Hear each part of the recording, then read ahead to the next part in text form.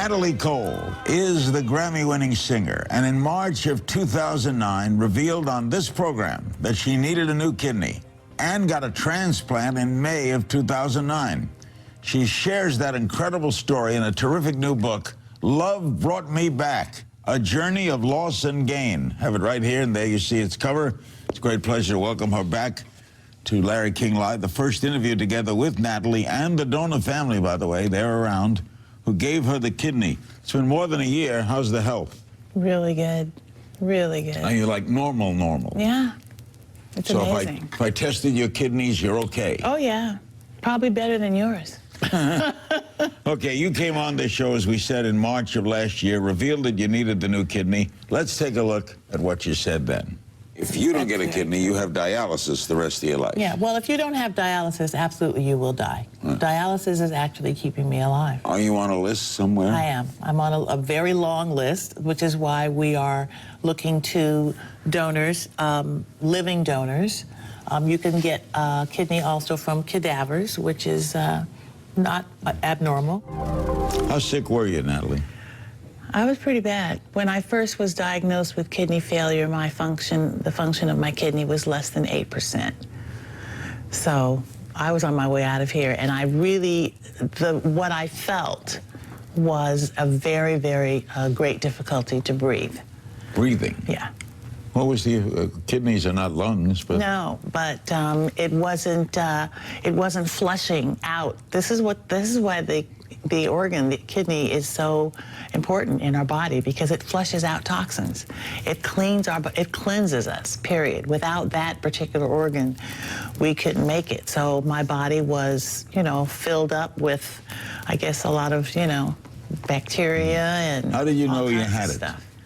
Well, because of this breathing situation. You had hepatitis C, right? Right. And was that from a transfusion? I already had. No, that was from drug use. The Hep C came from drug use 25 years before. Wow. Which lets you know that the virus of Hep C can live in your body for a long time. And how did Hep C lead to? And so I already had, high blood pressure. I have hypertension, and I think the chemo was just too much for my kidneys, and they went into failure. And that was September 12th of 2008. And the doctor rushed me right to the hospital. As soon as he took x-rays, he said, "You gotta go to the hospital right now." And I was on dialysis within 3 to 4 days. We hear so much about dialysis, and I have friends, family that have had it. Can you describe it? It's boring as hell, isn't it? Well, I mean, 3 times a week, right? Yeah, it's 3 times a week, 3.5 hours a day. Some people do even more. There are different ways. There are different ways that you can get it. You can also do it through your stomach and sleep at night. I chose not to do that option. I didn't really want to have a machine in my house that I would have to look at every day. I chose to come to a facility, and then I could leave that facility, But it doesn't hurt. They go into intravenous, right? Yes, it is a catheter that's I had a catheter, which was here. There are others that once you're on longer, they put something in your arm or sometimes in your leg, and that's where the machine is hooked up to. And what are they putting in? They're cleansing your blood. They're literally cleansing your blood. Is that the blood's going through and being cleansed? Yes. Do you feel anything? No, you really don't. You're right, it is kind of boring. You sit there, you read a Sit book? there, do your work, make phone calls, watch TV, sleep. You can eat. Did you go out and work at the time? Absolutely. You performed while doing it? Absolutely. One of the things that I was really surprised to discover is that there are so many dialysis facilities around the world. I was in Istanbul. I was in Manila. All have them? Yeah. So kidney is a worldwide problem? Yes, it is. 14 facilities in Istanbul alone. At the time you were here, though, you said you weren't in a great rush. Why not? I guess because I kind of reached a rhythm, Larry. I kind of reached a point in my health. I have to say, I was really doing better than most of the patients that I saw when I would go to dialysis 3 times a week. There were people in there that they looked really gravely ill. Their skin color was different. Mine had changed as well. It was a little darker. It wasn't glowing, you know. But there were some people that were really sick because there's diabetes, there's heart problems, there's, you know, old age. And so I just felt like my health was fairly stable compared to some of the other people that I had seen. Were you scared? Sometimes. You said you had trouble breathing. How could you sing? You know, it's funny because that same day that I was diagnosed with the kidney failure, I had already done The View because I was in New York doing PR for my then CD, Still Unforgettable. And I sang on The View, and it was fine. It was just like, and then as soon as I was through, so it was really interesting. Maybe you're singing above it, in a sense. Yeah. Your quote was saying, you wrote that you're still amazed you're still alive. Mm. Were you then pessimistic about getting a kidney? You know, I just had so many things happen in my life, and I just couldn't believe that this was really happening, you know? And I didn't know how close I was to dying. But the way that I got this kidney, it was we're going to get to that. And you write about that, right? Yeah. What made you write the book? Because of the way that I got this kidney. We'll get to that in the next segment. Yeah. It is an amazing. It really is amazing. An amazing story. Tell me about your sister Cookie. She was your rock through all this. She was my cheerleader. She got sick, right? She did, and she hid it very well for a while. April or March of that same year, 2008, Cookie had put together a kind of art gallery thing with a CD that she had been working on of our dads. And she seemed to be a little tired that evening. And she wasn't as bustling around and being hostess with the mostest like she usually was. And then the following month, I was supposed to go to Korea. And that trip was canceled.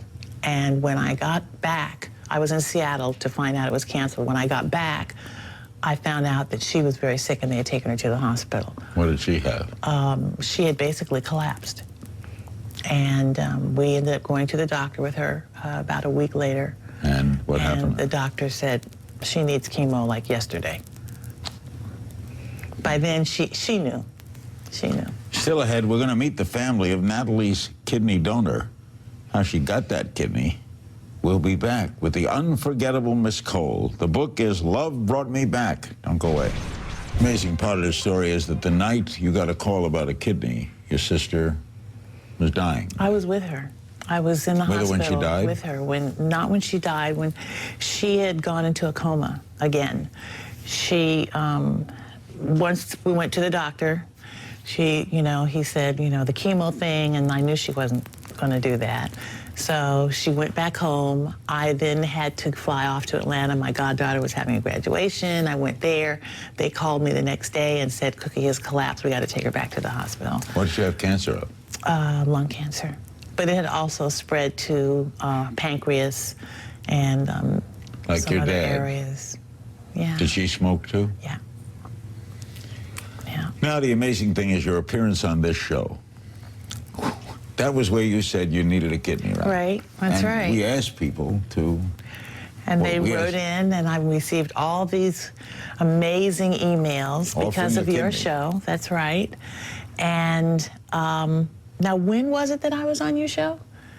It was March of 2009. Okay. So, May 19th of 2009 is when I got the kidney. And how did it happen? Well, you'll also hear from We're gonna meet the people. lovely Aunt Esther Someone was and Patty. watching the show? They were watching the show. And as a matter of fact, the young woman, Jessica, which I just found out yesterday by talking with Aunt Esther, she was watching the show as well. And Esther, of course, had been my nurse. Serendipitously, this woman had been my nurse on a day that I had a procedure, an outpatient procedure at Cedars. Not connected with the kidney. Yes, it was. Oh, yeah, because I had to have my catheter changed, and then I had to do dialysis the same day. So Esther was my nurse, and, you know, we just got along so well. We had a great time. We'd spent several hours there. And several weeks later, she's watching Larry King. She's watching you with Jessica, her niece. And they said, oh, we wish that we could do something for that lady. I remember her. She was so nice. And a few weeks after that, her niece passed in a very unlikely situation. How old was Jessica? And they'll tell you. Jessica? Jessica was 30. And did they, well, they had tested her for a match? Jessica was an organ donor. God bless her. She now is living through several other people besides myself. Did they have to test to see if the kidney matched? Yes, it was a perfect match. Perfect. But because Esther had, when this happened, when her niece ended up having this situation where she went into a coma, she was brain dead, and they, you know, ended up having to talk to the family about giving away her organs. And Esther, so the niece said, watching you, yeah, I'd like to help her. Yeah, just, you know, wish we could help her. She and how soon after that did the niece die? That I don't know. You can ask Esther, yes. So wait a minute. Here's a woman watching with her niece, who's only 30. Right. The niece sees you say, you need a kidney. The niece says, I'd like to help. The niece dies, and you get that kidney. Yeah. What are the odds? About 1,000,000 to 1. They had pre-tested her already? Yeah, they already said, we think it's a match. This is on the phone. And you're with Cookie, I'm with Cookie in another hospital. Right. And the lady first called from the transplant center at Cedars and said, we think we have a match. Is there any way you can get here to the hospital? I said, this is not a good time. I'm sitting here with my sister who's dying. I'll have to get back to you. I'll have to get back? Yeah. I just said, I can't talk to you right now. And so they called again a couple hours later. And by then, I had to make a decision.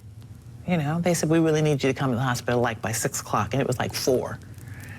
And I was just so, it's just one of those times when everything is just happening almost like either slow motion, you know, and you just don't really know what's going on, but you know that you need some kind of direction. And I ended up calling someone who's been working with me for many, many, many years, a gentleman who I depend on. He's like a brother to me, and he's actually my business manager. And I called him at 4 o'clock in the morning, and I said, you'll never guess what's going on. Cookie passed soon after? Cookie passed. They did not tell me when she passed. When I left her, she was still holding on. In a little while, we'll be meeting 2 of the people definitely involved in all of this incredible story. Now, you said after the assisted death that there's a part of me missing now. I don't expect I'll ever totally get over it. The timing, though. I know you're a woman of faith. Do you think your sister knows? I think that I had a dream about my sister not long after she was gone.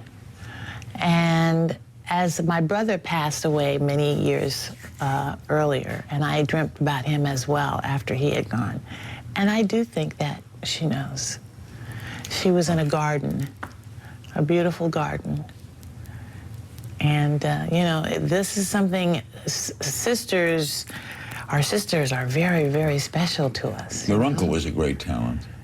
Nat's brother. Of course, yeah. All of them. Yeah, Eddie, Freddie, Ike. I saw Freddie perform. I saw Ike perform. Absolutely. Your father was only, what, 49? Yeah.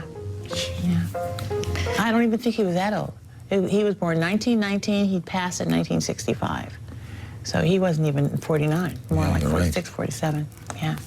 Okay, so now you leave. What hospital was Cookie in? She was in Tarzana. In you the had valley, to go to Cedars. And I went to Cedars. It's not close. No. Went home, met my cousin.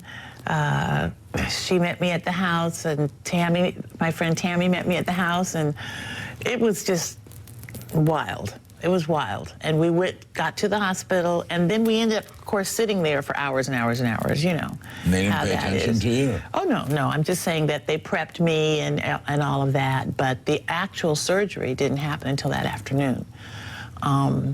And my sister passed actually around 8-something that morning. But they did not tell me, and my doctor expressly said to, you know, my family, don't tell her. I want her to go into this surgery upbeat and still thinking that Cookie is doing okay. So your kidney was from a dead person? Yeah. What was, you wake up, what does it feel like? Is there any different feeling? You know, it's so funny. My mom, when I came out of surgery, she looked at me and she said, you look like you've had a facelift. My skin, when you have taken a dead organ that's pretty much dead and put in a fresh new one, your body just goes, wow. And everything, you know, your skin, your whole radiance. I mean, I was glowing. I couldn't see it, but everybody could see it because, you know, everyone went from the hospital where Cookie was to the hospital where I was. There's about 25 people migrating, and they all saw that in me. And my mom said, "You look like you. What did they do to you in there?"